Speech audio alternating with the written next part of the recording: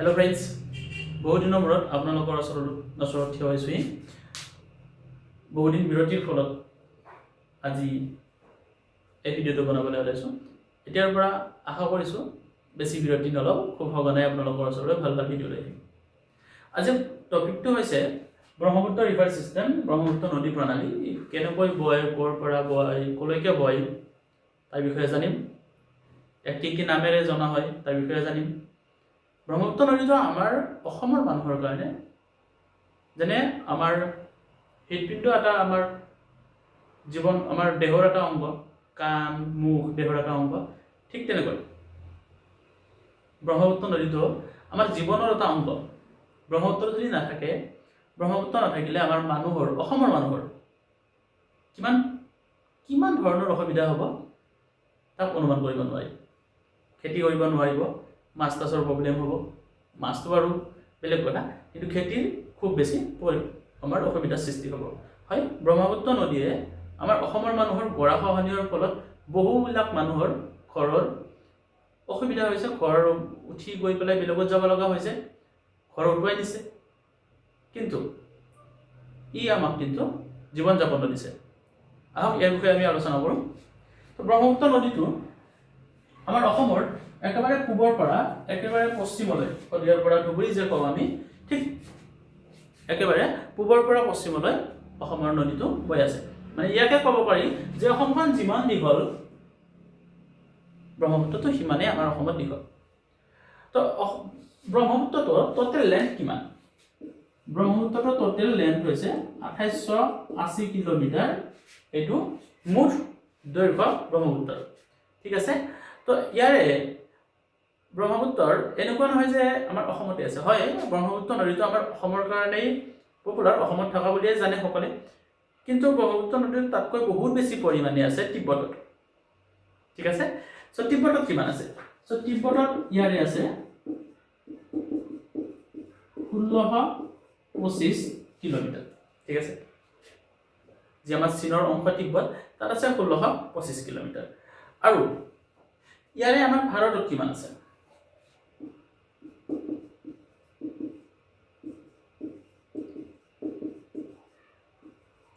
ভাৰতত আছে 918 কিলোমিটাৰ এই 918 কিলোমিটাৰৰ ভিতৰত অসমত কিমান আছে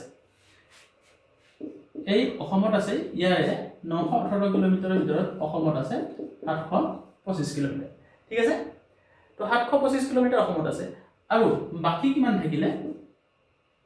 বাকি 337 হ'ব নেকি yes 337 এই 337 কিলোমিটাৰ বাংলাদেশত বিয়পি আছে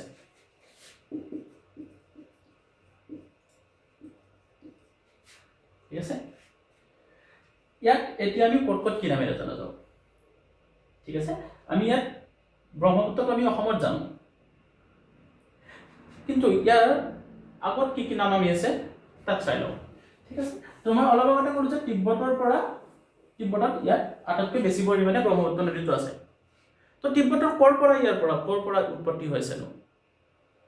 তো তাৰ এই জায়গাটো দেখিছেনে এইটো তিব্বতৰ আংছি মোৰ প্ৰনাউন্সিয়েচনটো অলপ ভুল হ'ব পাৰে চাই ল'ব ANGSHI আংছি গ্লেচিয়াৰ আংশিক গ্লেচিয়াৰৰ পৰা এইটো আংশিক গ্লেচিয়াৰ হয় এই আংশিক গ্লেচিয়াৰৰ পৰা উৎপত্তি হৈছে ঠিক আছে এই আংশিক গ্লেচিয়াৰৰ ইয়াৰলং সাংপো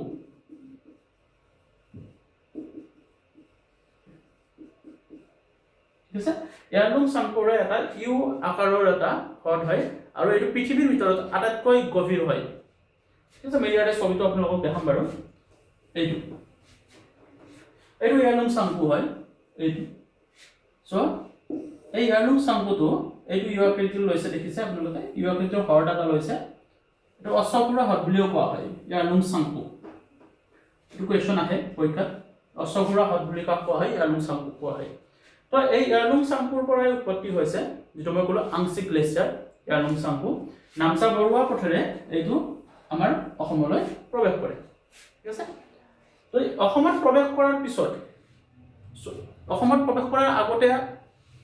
ব্ৰহ্মপুত্ৰ নদীটো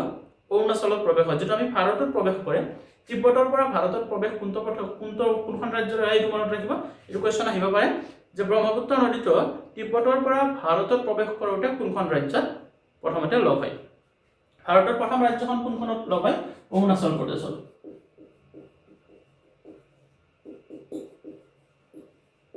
তিব্বতৰ পৰা যেতিয়া আহে এনেকৈ তিব্বতৰ পৰা আহিলে ই ক'ত লগ হয় প্ৰথমতে অৰুণাচল প্ৰদেশত সোমাই অৰুণাচল প্ৰদেশত ইয়াৰ নাম কি হয় চিয়াং হয় চিয়াঙৰ পিছত দিবাং হয় আৰু দিবাং পাৰ হৈ পেলাই ই আমাৰ অসমৰ লোহিত নামৰ নদীটোৰ লগত লগ হৈ পেলাই ব্ৰহ্মপুত্ৰ নাম হয় বহুতে আকৌ লোহিত নদীটোকে ব্ৰহ্মপুত্ৰ নদী বুলি কয় নহয় লোহিতটো এটা উপনৈ হয় কি দিবাং চিয়াঙৰ পিছত দিবাং নাম লয় দিবাং নদীটোৱে আহি পেলাই আকৌ লোহিতৰ লগত লগ হৈ পেলাই ব্ৰহ্মপুত্ৰ নাম লয় এতিয়াহে হৈ গ'ল ব্ৰহ্মপুত্ৰ দ্যাট মিন্স আমি এতিয়া ব্ৰহ্মপুত্ৰ পালো এই ব্ৰহ্মপুত্ৰ নদীৰ উপনৈ আছে এই উপনৈ টোটেল প্ৰায় 90খন উপনৈ আছে ব্ৰহ্মপুত্ৰৰ ট্ৰিবিউটৰী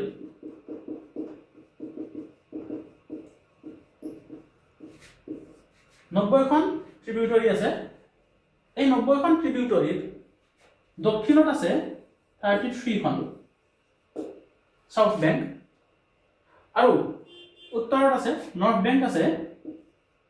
57খন ঠিক আছে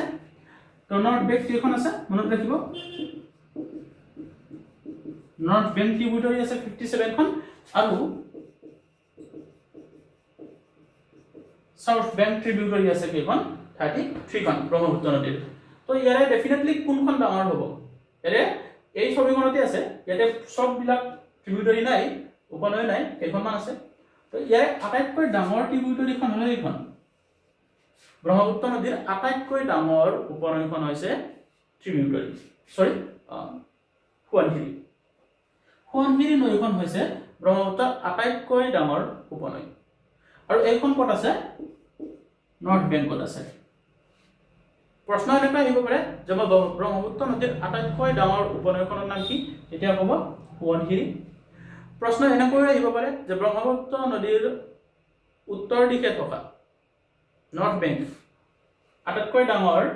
নৰ্থ বেংক ট্ৰিবিউটৰীখন কোনখন উত্তৰ পাৰৰ উপনৈখন কোনখন হয় সোৱণশিৰি আৰু যদি আহে যে দক্ষিণৰ আটাইতকৈ ডাঙৰ উপনৈ কোনখন ব্ৰহ্মপুত্ৰ নদীৰ বাকি ব্ৰহ্মপুত্ৰ নদীৰ আটাইতকৈ ডাঙৰ সাউথ বেংক ট্ৰিবিউটৰী কোনখন তেতিয়া কি ক'ব লাগিব কপিলি ইয়াতে নাই আছে এইটো কপিলি যেটো মোৰ ঘৰৰ ওচৰতে হয় কপিলি ঠিক আছে তো এই কপিলি নৈখন আমাৰ ব্ৰহ্মপুত্ৰ নদীৰ দক্ষিণত থকাৰ ডাঙৰ উপনৈ আৰু উত্তৰত থকা ডাঙৰ উপনৈ কোনখন সোৱণশিৰি এইটো মনত ৰাখিব টোটেল আছে 90খন ইয়াৰে 57খন আছে নৰ্থ বেংকত আৰু 33খন আছে সাউথ বেংকত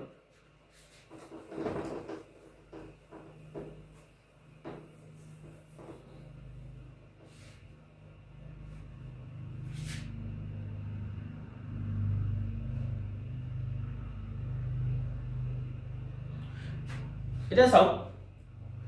অলপ আগতে মই আপোনালোকক দেখাইছিলো যে ইয়াৰলং চাংপো কোনটো এইটো ইয়াৰলং চাংপো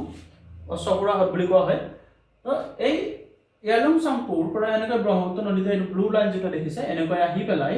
অৰুণাচল প্ৰদেশত চিয়াং আৰু দিবাং নাম লৈ লোহিতৰ লগত লগ হৈ এতিয়া ইয়াত ব্ৰহ্মপুত্ৰ হৈছে হৈ পেলাই ই কি হয় ব্ৰহ্মপুত্ৰ নামটো আমাৰ অসমতহে ব্ৰহ্মপুত্ৰ বুলি জনা হয় যেনেকৈ চাইনাত তিব্বতত কি বুলি জনা হয় ইয়াৰলং চাংপো ঠিক তেনেকৈ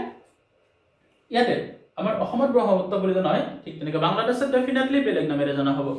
বাংলাদেশত ব্ৰহ্মপুত্ৰক কি নামেৰে জনা যায় বাংলাদেশত ব্ৰহ্মপুত্ৰক যমুনা নামেৰে জনা যায় আচ্ছা যমুনা আৰু যমুনা বেলেগ বস্তু হয় যমুনা হল আমাৰ ভাৰতৰে এখন নৈ এটো মই পিছত আপোনালোকক এটা টপিকত বুজাম মাত্ৰ এতিয়া মনত ৰাখিব যে ব্ৰহ্মপুত্ৰৰ আন এটা নাম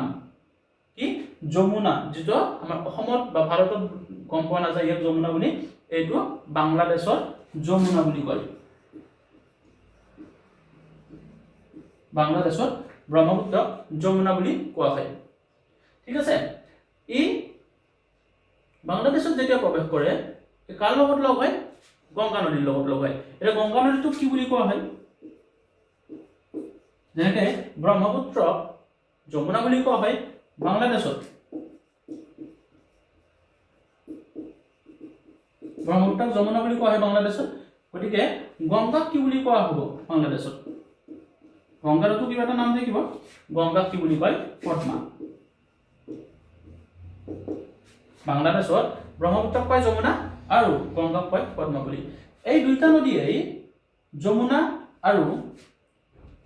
পদ্মা যি গংগা আৰু আমি ব্ৰহ্মপুত্ৰ নামেৰে জানো এই দুইটা নদীয়ে ইয়াত চাব আপোনালোকে ইয়াত লগ হৈ পেলাই এইটো ব্ৰহ্মপুত্ৰ এইখিনি ব্ৰহ্মপুত্ৰ এইখিনি গংগা এই দুইটা নদী ইয়াত লগ হৈছে এই জাগাটোকে কোৱা হয় মেঘনা ঠিক আছে এই মেঘনা নদীৰ নাম লৈ পেলাই সুন্দৰবন ডেল্টা বুলি যিটো আছে বাংলাদেশত তাৰ মাজেৰে প্ৰৱেশ কৰি পেলাই ক'ত পৰে বে অফ বেংগলত পৰি যায় ব্ৰহ্মপুত্ৰ নদী আৰু গংগা নদী যমুনা আৰু পদ্মা নাম লৈ পেলাই তো এইখিনি আছিলে আজিৰ টপিক কেনেকুৱা লাগিলে জনাব আৰু ইয়াৰ পিছত আমি জানিম বৰাক ভেলীৰ যিটো চিষ্টেম হয় ৰিভাৰ চিষ্টেম তাৰ ওপৰত ধন্যবাদ পুনৰ লগ পোৱাৰ প্ৰতিশ্ৰুতিৰে আজিলৈ বিদায়